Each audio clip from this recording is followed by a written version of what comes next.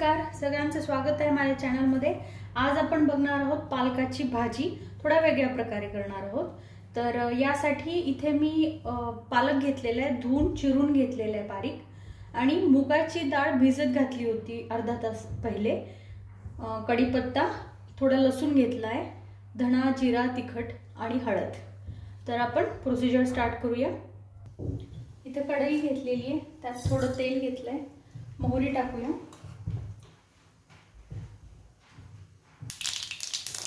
जिरे, थोडा हिंग आणि लसूण पाकळ्या करून घेतल्या त्याच्या,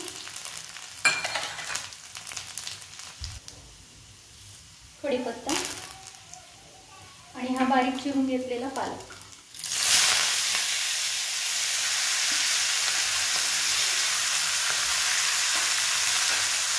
त्याला व्यवस्थित हलवून घेऊया।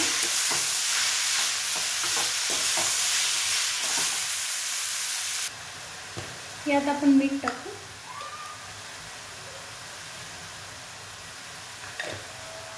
हळद,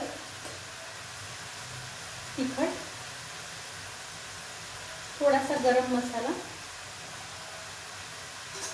आणि ही जी भिजत घातलेली मुगाची डाळ आहे ती यात टाकणार आहोत।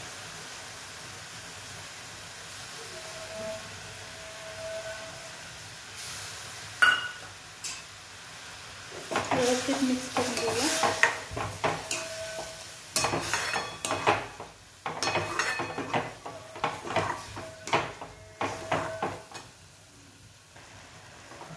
यात पाणी टाकू आणि याला शिजू देऊया 15 ते 20 मिनिटं, ती डाळ शिजेपर्यंत।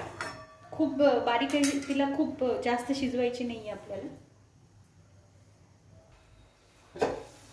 तर ही आपली भाजी रेडी आहे आणि डाळ सुद्धा शिजलेली आहे, व्यवस्थित शिजलेली आहे। तर ही डाळ टाकून पालकाची भाजी नक्की ट्राय करून बघा, टेस्टला सुद्धा छान लागते आणि हेल्दी पण आहे। धन्यवाद।